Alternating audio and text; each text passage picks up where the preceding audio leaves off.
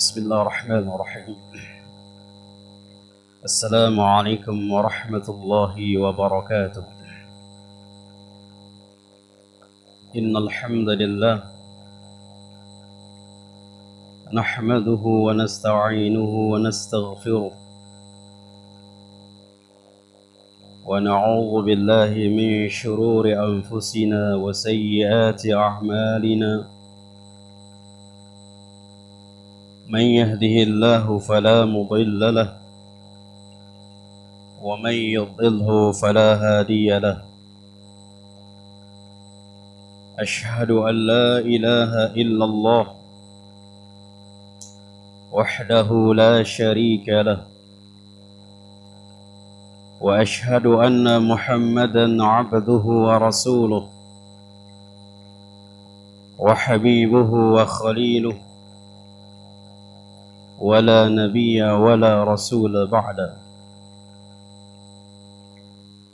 يا أيها الذين آمنوا اتقوا الله حق تقاته ولا تموتن إلا وأنتم مسلمون. أما بعد فإن أصدق الحديث كتاب الله وخير الهدي هدي محمد صلى الله عليه وسلم وشر الأمور محدثاتها وكل محدثة بدعة وكل بدعة ضلالة وكل ضلالة في النار.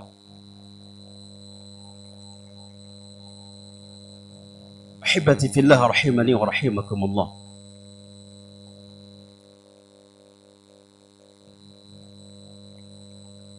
Berkaitan tentang pembahasan kita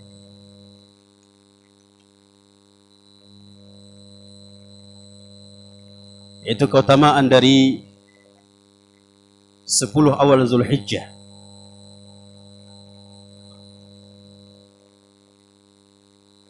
Allah Subhanahu wa taala mengatakan dalam surah Al-Qasas ayat yang ke-68-nya, Allah mengatakan wa rabbuka yakhluqu ma yasha' wa yakhtar.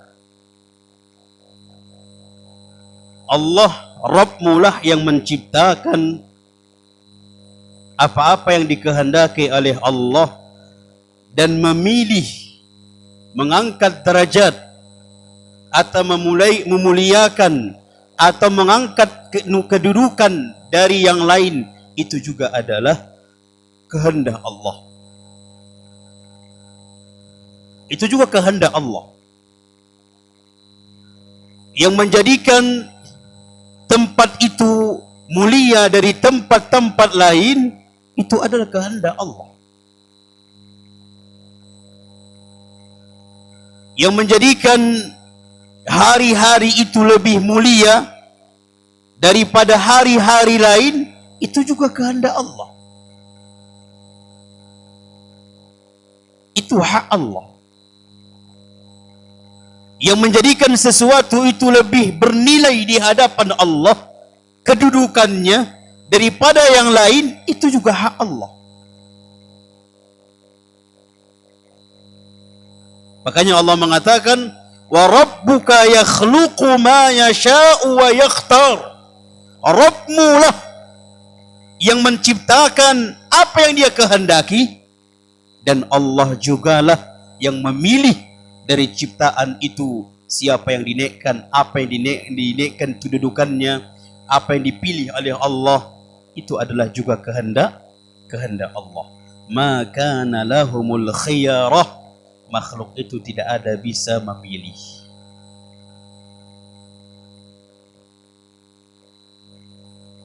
Hari yang paling mulia dalam satu pekan hari apa? Jumat. Dan itu kehendak Allah yang memilih. Allah yang memilih. Demikian juga tempat. Allah lebih utamakan tempat daripada tempat-tempat lain. Allah lebih utamakan sebuah atau satu tempat dari tempat-tempat lain. Itu juga Allah yang berkehendak.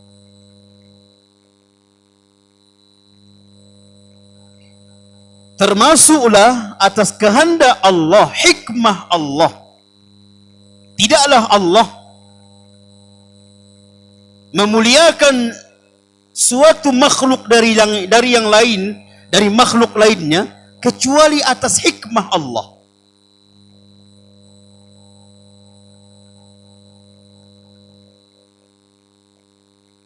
Karena Allah hakim, Allah maha bijaksana. Kebijaksanaan Allah, Allah tahu di mana meletakkan sesuatu itu sesuai dengan posisinya. Itu kebijaksanaan. Menempatkan sesuatu sesuai dengan tempatnya. Itu hikmah.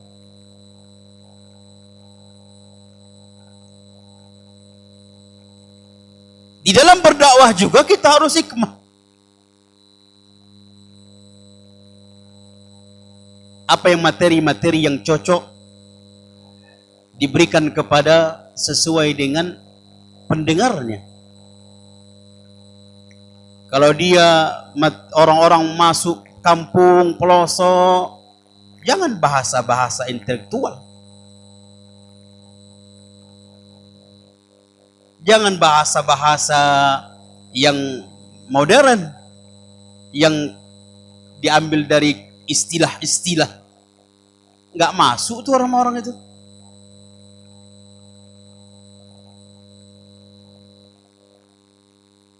Maka itu atas kebijaksanaan Allah.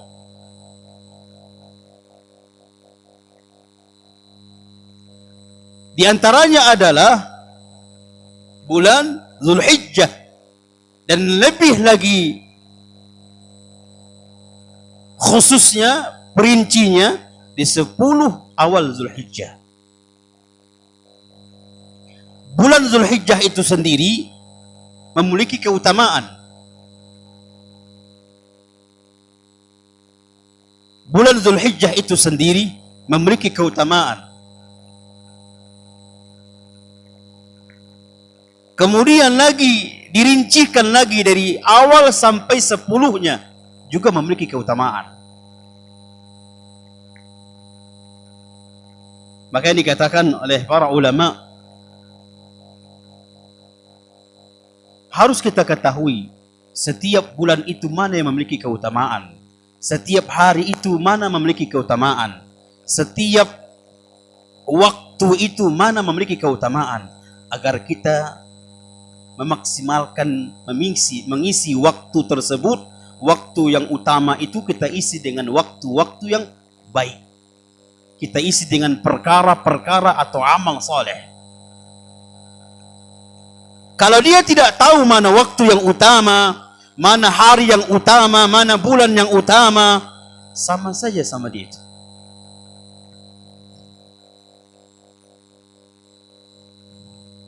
Apalagi ini adalah merupakan bentuk kasih sayang Allah kepada kita.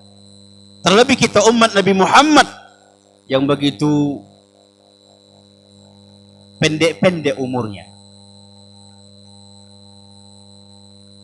Maka Allah banyak memberikan keutamaan-keutamaan bagi umat Nabi Muhammad.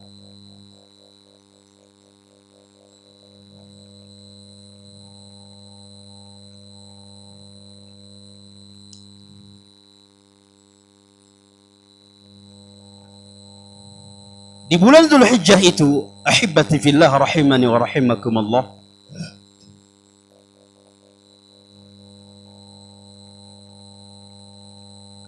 bulan Zulhijjah itu merupakan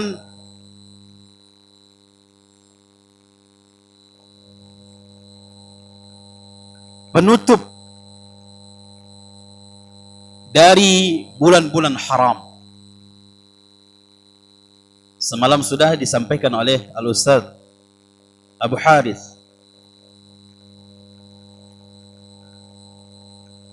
Ada 4 bulan yang disebut dengan bulan haram. Penutup dari bulan yang 4 itu adalah Zulhijjah. Muharram, Rajab, Dzulqa'dah, dan Dzulhijjah.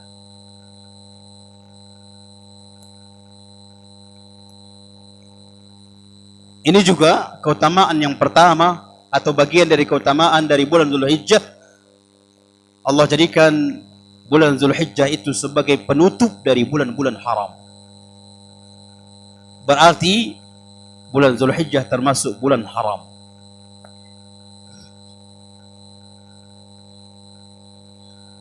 Demikian juga dikatakan oleh para ulama, bulan Dzulhijjah adalah penutup bulan haji.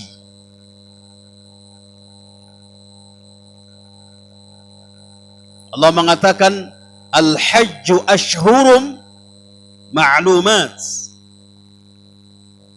Haji itu bulannya sudah ditetapkan.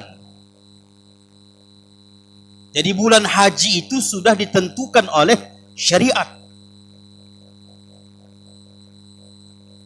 Apa saja bulan haji? Bulan haji itu mulai dari bulan Syawal. Syawal, Dzulqa'dah, dan Dzulhijjah. Ini bulan haji. Mulai startnya itu Syawal. Kalau ada orang menunaikan haji di bulan Rajab, boleh atau tidak? Tidak boleh. Karena belum saatnya. Tidak sesuai dengan bulan yang ditetapkan oleh syariat.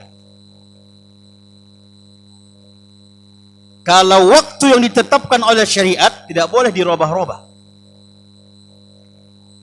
Kalau hari amalan ibadah yang ditetapkan harinya oleh syariat, tidak boleh dirubah-rubah. Jumlahnya demikian juga, nggak boleh dirubah-rubah. Jadi bulan Dzulhijjah termasuk keutamaannya adalah sebagai Allah jadikan bulan penutup dari bulan haji. Bulan haji itu bulan mulia.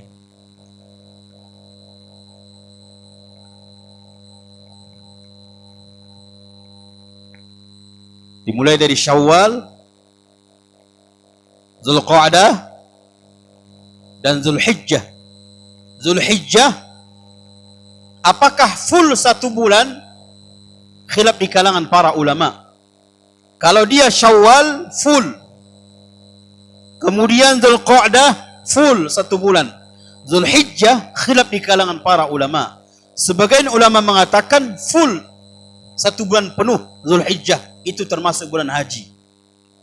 Sebagian ulama mengatakan hanya batas 10 awal dari bulan Dzulhijjah. Berarti 1 sampai 10 dari awal, 10 awal dari bulan Dzulhijjah. Itu termasuk bulan haji.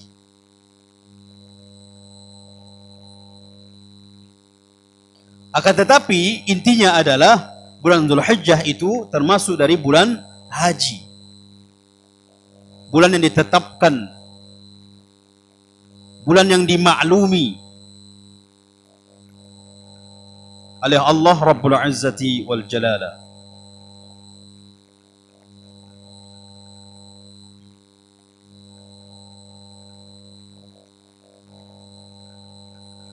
Kemudian juga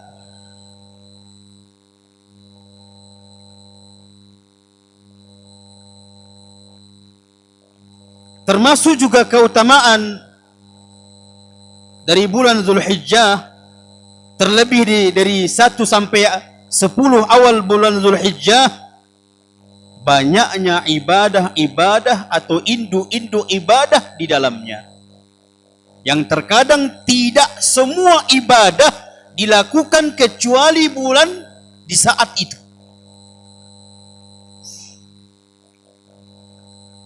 Semalam sudah sebagian ibadah sudah disampaikan oleh Ustaz Abu Haris.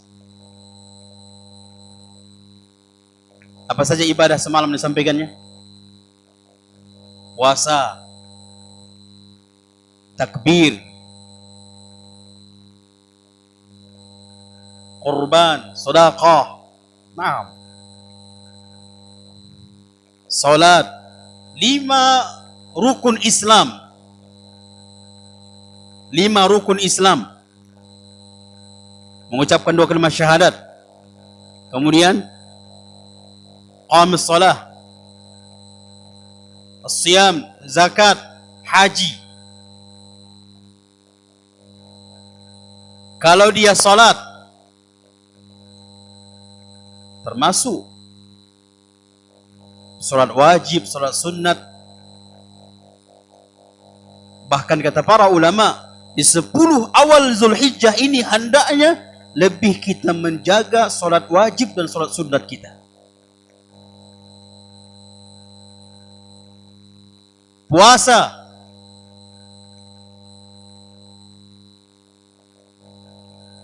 kemudian sedekah, zakat. Kemungkinan jatuh tempo di bulan Zulhijjah, tapi tidak kemungkinan tidak semua, atau ada di antaranya pas kebetulan jatuh haulnya di Zulhijjah itu.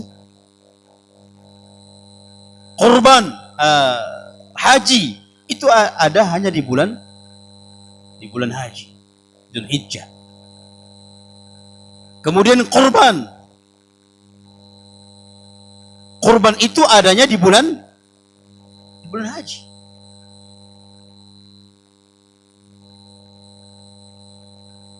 Gak ada kurban di bulan-bulan lain, gak ada. Dan itu pada 10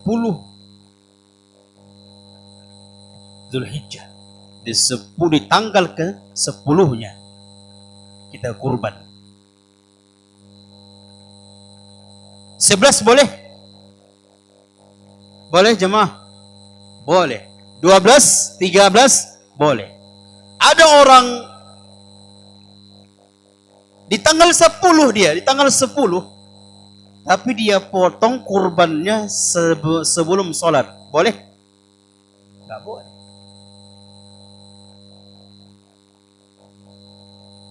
Atau di tanggal 15 Zulhijjah, apakah itu dianggap kurban? Tidak. 11, 12, 13 itu pun kata Nabi SAW dibolehkan kita memotongnya karena ada wahyu yang membolehkan. Kalau ada mengatakan tanggal 15 Zulhijjah boleh, masih boleh berkurban, butuh dalil. Tapi kalau ada orang mengatakannya di dalam 15 Zulhijjah masih boleh kita berkurban, ada saja yang ikut itu. Ada saja ikut itu. Sekarang aja entah macam-macam sekarang di media sosial, entah siapa-siapa yang ada saja yang ikut. Yang dia katanya pandai bahasa Suryani. Banyak pengikutnya. Bisa berbicara dengan ahli kubur. Bisa melarang malaikat mungkar nakir. Ya Allah. Datang malaikat mungkar nakir mau menanya mayat itu. Jangan, enggak boleh. Sana kan.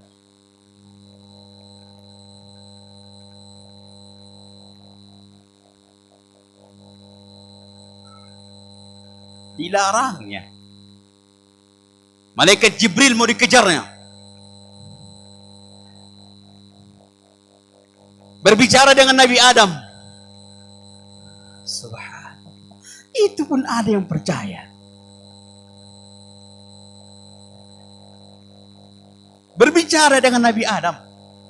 Berbicara dengan paham berpembicaraan dengan semut. Berarti Nabi Sulaiman kedua ini. Aneh kan, subhanallah. Kalau ada mengatakan 15 Zulhijjah masih boleh kurban, ada saja mengikut itu. Ada saja mengikut itu. Tapi kalau ditanya, aina dalil, mana dalil yang menyatakan bolehnya berkurban di tanggal 15 Zulhijjah?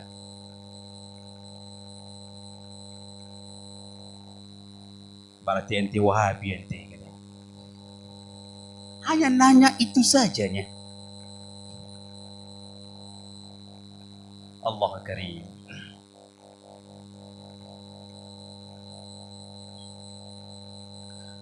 Jadi ahibati fillah rahiman rahimakumullah, di antara kebesaran dari kemuliaan dari bulan Zulhijjah, berkumpulnya di bulan ini indu-indu ibadah. Yang bahkan ada ibadah-ibadah yang tidak ada di bulan-bulan lain. Gak ada di bulan-bulan lain. Gak ada di hari-hari lain. Gak ada. Ada yang sama dengan hari-hari lain, ada yang tidak. Seperti kurban tadi, haji, itu gak ada kecuali di bulan Zulhijjah.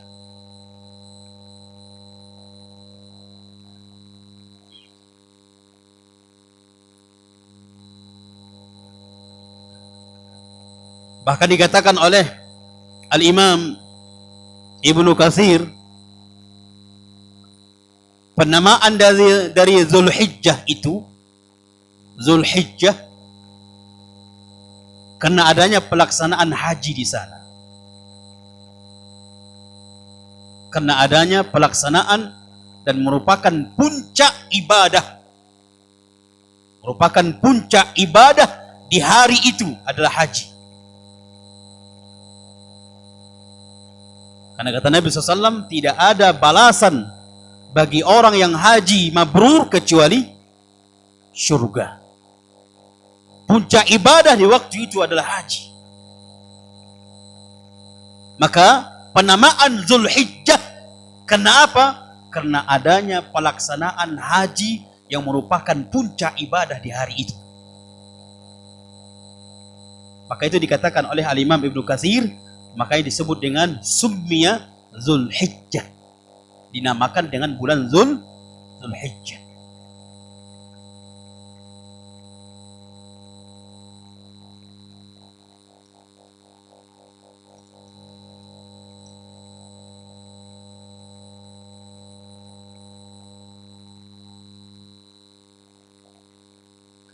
Baik,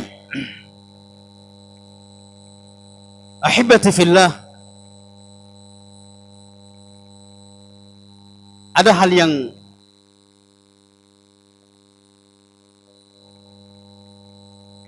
perlu kita sampaikan, dan ini juga merupakan amanah dari Ustadz Abu Haris berkaitan tentang hal yang kemarin ana tanyakan.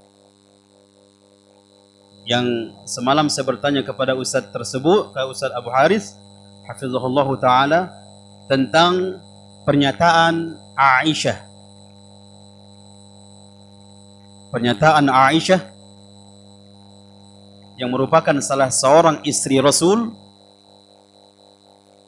mengatakan Nabi itu saya tidak pernah melihat Nabi itu puasa 1 sampai 10, atau selama 10 hari, atau selama 9 hari. Saya tidak pernah melihat Nabi berpuasa. Itu dikatakan oleh Aisyah.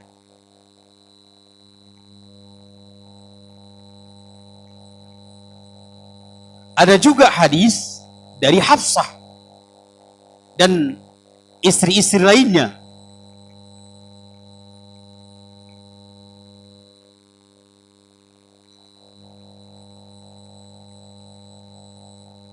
Ada juga riwayat dari Hafsah dan istri-istri lainnya.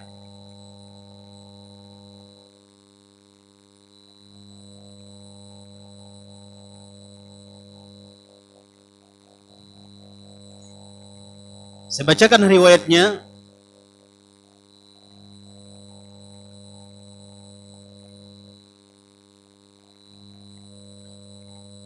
Sebuah hadis yang diriwayatkan oleh Abu Daud di dalam sunannya dari Hunaidah bin Khalid radhiyallahu anhu an imra'atihi an ba'd azwajin Nabi. Dari Hunaidah bin Khalid radhiyallahu anhu, dari istri Nabi, dari istrinya, berarti dari istrinya Hunaidah bin Khalid, dari istrinya Hunaidah bin Khalid, dari sebagian istri-istri Nabi. Berarti istri-istri Nabi bercerita kepada istrinya Hunaidah bin Khalid.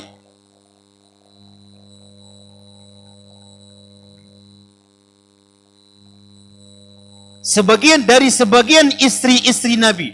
Berarti sebagian dari istri-istri Nabi ini menunjukkan lebih dari satu istri, lebih dari satu orang.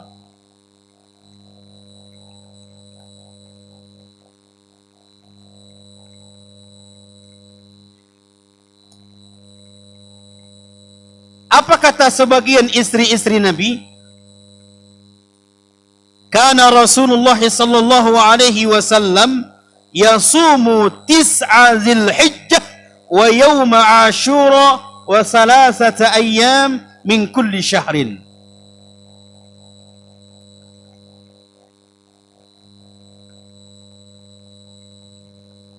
Nabi SAW kata istri-istri, sebagian istri-istri Nabi SAW bahwasanya Nabi itu puasa 9 hari.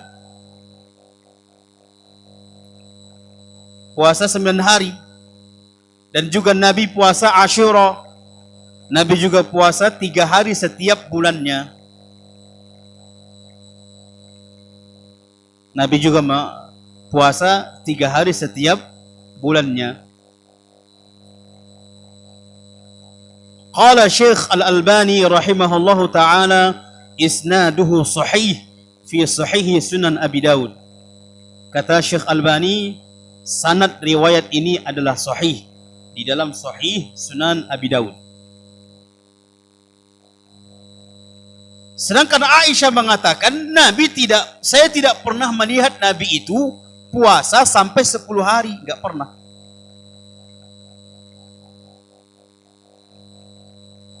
Berarti di sini ada tenakut, ada di sini tolak bertentangan. Sebagian istri Nabi mengatakan Nabi itu puasa sampai 9 hari. Bahkan di dalam riwayat lagi juga menyatakan bahwasanya Nabi itu puasa 9 hari. 1 sampai 9. Di dalam riwayat Aisyah mengatakan, saya tidak pernah melihat Nabi itu puasa 1 sampai 10, tidak pernah. Maka walil ulama fi hadhihi al-mas'alah aqwal. Dalam permasalahan ini para ulama memiliki beberapa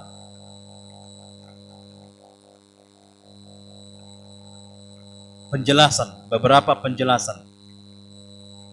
untuk menggabungkan antara hadis Aisyah yang riwayatnya Muslim, untuk menggabungkan antara riwayat Aisyah, riwayatnya sahih Imam Muslim, yang mengatakan tidak pernah Nabi dilihat oleh Aisyah puasa sampai 10 hari. Bagaimana menggabungkan dengan riwayat Hafsah dan juga istri-istri lainnya yang menyatakan Nabi itu pernah puasa 9 hari. Di sini para ulama berusaha untuk al-jam'u bainahuma, menggabungkan antara dua hadis ini. Sebelum kita ke sana, sudah masuk isya, kita azan dulu. Setelah azan baru kita lanjut beberapa menit insyaallah. Tafadhal. Wahibati fillah rahimani wa rahimakumullah. Di sini ada beberapa penjelasan para ulama untuk menyikapi dua hadis ini. Yang pertama, bahwasanya Aisyah radhiyallahu anha mengkabarkan sesuai dengan yang diketahuinya, sesuai dengan yang dia ketahui, dan dia mengkabarkan berselisih dengan apa yang dikabarkan oleh istri-istrinya, istri-istri Nabi yang lain.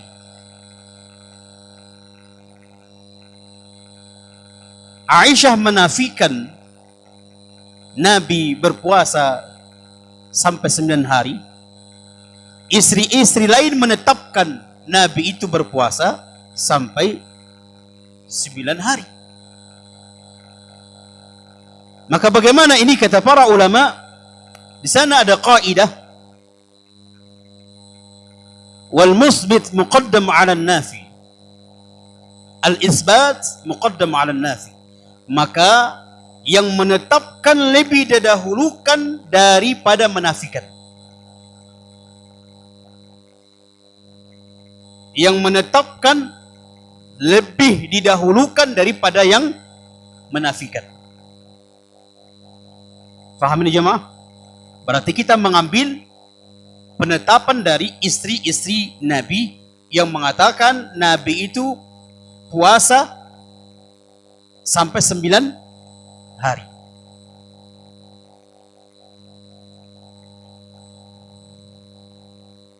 Apalagi kata para ulama, di antaranya Syekh bin Baz, bisa saja yang diketahui oleh Aisyah, dan bisa saja Aisyah tidak mengetahui Nabi itu puasa 1 sampai 9.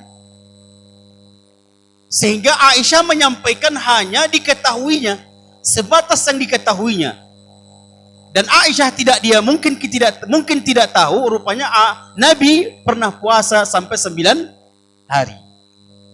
Juga dikatakan oleh para ulama, bisa saja Nabi dilihat oleh Aisyah, Nabi itu tidak puasa sampai 9 hari di awal bulan Zulhijjah karena mungkin sakit atau safar.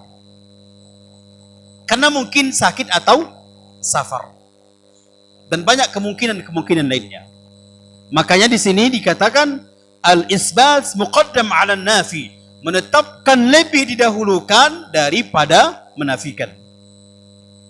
Dan ini juga dikatakan oleh Syekh Shalih Al-Utsaimin ketika beliau mengatakan qala al-Imam Ahmad rahimahullahu taala, juga termasuk ucapan Imam Ahmad di dalam adanya perselisihan dua hadis ini, tetap al-Imam Ahmad mengatakan innal musbita muqaddam 'ala an-nafi, sesungguhnya yang menetapkan lebih didahulukan daripada menafikan. Ini ada penjelasannya di dalam syarah Al-Mumti'. Sanian, kemudian penjelasan kedua, annal qawla muqaddam 'ala al-fi'li, bahwasanya ucapan hadis yang berisi ucapan lebih didahulukan daripada perbuatan.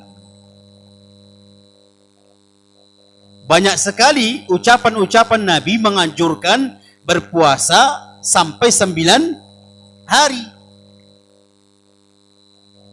Termasuk hadis secara umum, riwayat dari Ibnu Abbas, ma min ayyam al-amalu salih fiha ahabbu ila Allah azza wa jal min hadhihi al-ayyam. Tidak ada hari-hari yang hari-hari itu diisi dengan amal saleh lebih Allah cintai. Bukankah puasa termasuk amal saleh? Termasuk. Dan ini ucapan Nabi. Dan ini adalah ucapan Nabi. Sehingga kalau ada ucapan seperti ini, kemudian dari pernyataan Aisyah, perbuatan Nabi tidak dilakukan oleh Nabi, Aisyah mengatakan tidak pernah dilihatnya Nabi itu puasa sampai 9 hari. Ini kan bertentangan dengan ucapan beliau. Maka di sini kata para ulama, berarti annal qawla muqaddam 'alal fi'li, hendaklah ucapan itu didahulukan dari perbuatan.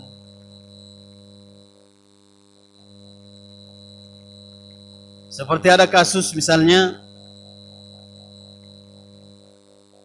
Nabi SAW melarang dengan ucapan minum berdiri. Nabi melarang dengan ucapan minum berdiri. Namun disebutkan dalam riwayat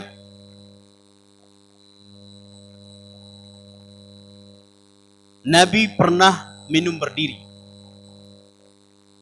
Sehingga di sini ada sebagian ulama mengatakan ucapan lebih didahulukan daripada perbuatan.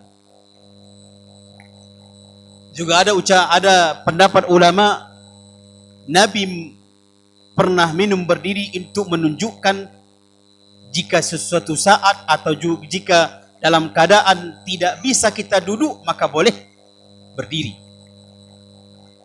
Ini pendapat, ini banyak penjelasan para ulama. Ada di antara para ulama bahwasanya ucapan itu lebih didahulukan daripada perbuatan. Ucapan Nabi menganjurkan untuk puasa sampai 9 hari itu. Maka dibolehkan kita berpuasa. Kenapa? Karena ucapan lebih didahulukan daripada perbuatan.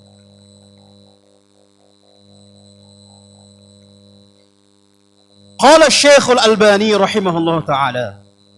Syekh Albani menanggapi juga atas dua riwayat ini, dua hadis ini, yang Aisyah mengatakan tidak pernah puasa. Aisyah tidak pernah melihat Nabi itu puasa. Sedangkan istri-istri lain mengatakan Nabi itu puasa 9 hari. Maka Syekh Albani mengatakan al-qawlu sadir minal Rasul alaihi salam al-muwajjah ila al-ummah huwa syari'ah ammah. Ucapan yang bersumber dari Nabi yang mengarah kepada umat, maka itu syariat. Syariat secara umum. Jika ucapan mengarah kepada umat, maka itu adalah syariat secara umum. Amal fi'il, adapun perbuatan yang bisa saja itu kekhususan. Bisa saja itu kekhususan Nabi. Bisa saja ada hal-hal yang Nabi tidak bisa melakukan ucapan itu. Bisa saja. Maka bila dibandingkan antara ucapan dengan perbuatan, maka lebih kuat adalah ucapan.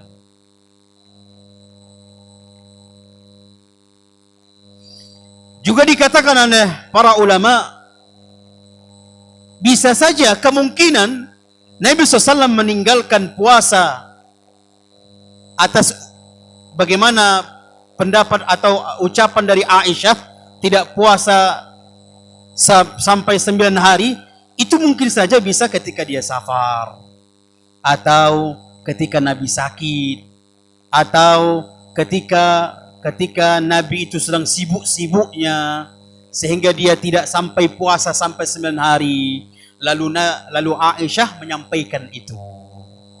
Padahal dikarenakan sebab mungkin sakit, atau mungkin lagi safar, atau lagi mungkin kesibukan lainnya, sehingga terhalangi Nabi untuk puasa sampai 9 hari. Sehingga dengan itu penglihatan dilihat oleh Aisyah, maka Aisyah mengatakan, saya tidak melihat Nabi itu puasa di awal 10 awal Dzulhijjah sampai 9 hari. Mungkin di saat itu karena sakit, atau karena sibuk, atau karena safar.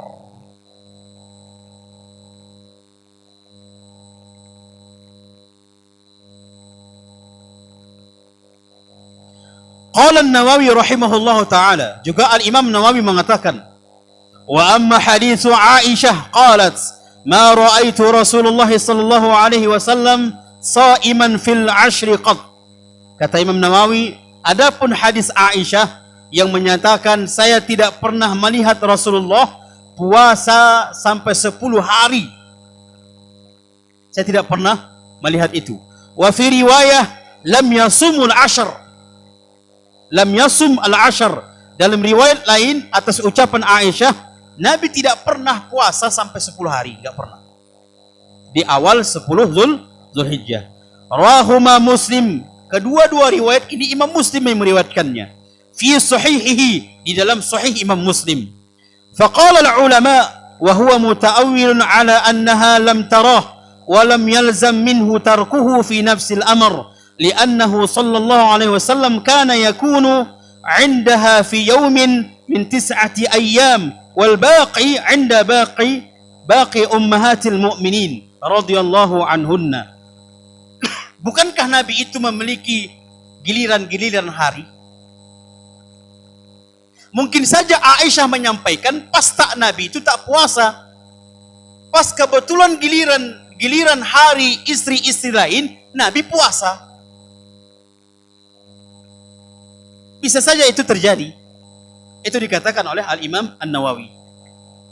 Sehingga Aisyah menyampaikan sesuai yang diketahuinya. Dan istri-istri Nabi yang lain menyampaikan sesuai yang diketahuinya. Makanya istri-istri lain mengatakan Nabi itu puasa.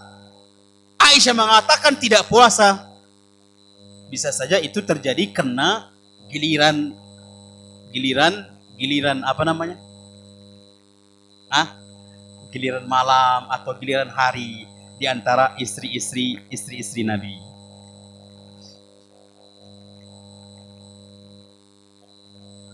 Ulang yang giliran itu kan.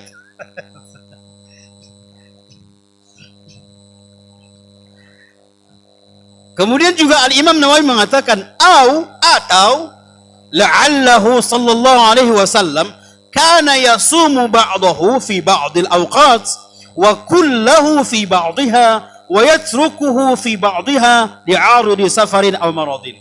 Bisa saja terjadi di rumah ketika Nabi itu bersama Aisyah, Nabi itu tidak sebagian puasa, sebagian tidak.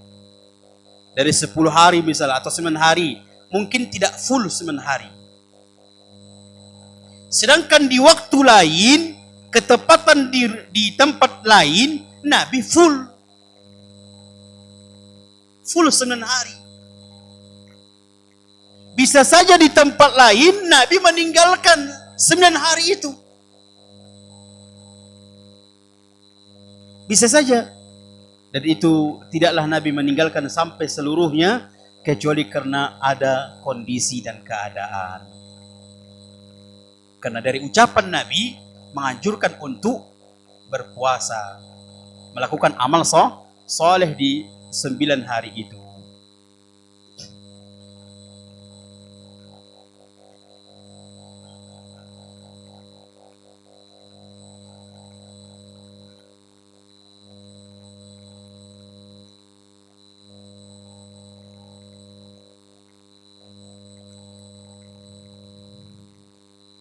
Nah,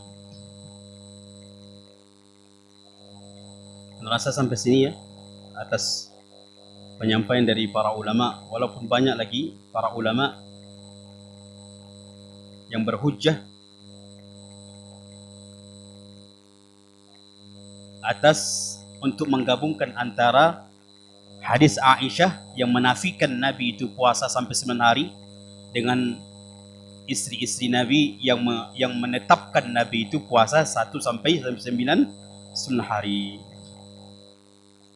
Termasuk juga dikatakan oleh Al-Hafidh bahwasanya bisa saja Nabi meninggalkan satu saat, sebagian tidak penuh atau tidak penuh, tidak full selama 9 hari itu dikatakan oleh para ulama dikarenakan karena khasyah ayyufradu ala ummatihi. Nabi takut itu dikhawatirkan menjadi wajib bagi umatnya. Menjadi wajib bagi umatnya 1 sampai 9 hari. Nabi takut itu, makanya di saat-saat pas mungkin Aisyah melihat Nabi itu tidak full puasanya di 9 atau 10 hari awal dari bulan Zulhijjah. Jadi intinya adalah ahibati fillah, sebenarnya tidak ada tanaqud, tidak ada di sini perbedaan di dalam riwayat kedua riwayat ini. Ini hanya butuh penjelasan atau dilihat penjelasan dari para ulama. Allahu a'lam bissawab. Ini saja ya. Mudah-mudahan bermanfaat. Semua yang benar datang dari Allah, yang salah datang dari kami kurang ilmu dan dari syaitan laknatullah. Saya menampun kepada Allah dan maaf kepada seluruh jemaah. Insyaallah kita besok pada salat subuh kita ada kajian hadis al-arba'in. Kita ada kajian hadis al-arba'in pada salat subuh insyaallah. Akhirul kalam, kita tutup dengan doa kafaratul majlis. Kafaratul majlis, subhanakallahumma bihamdika asyhadu an la ilaha illa anta astaghfiruka wa atubu ilaik. Akhiru dawana alhamdulillahi rabbil alamin. Wassalamu alaikum warahmatullahi wabarakatuh.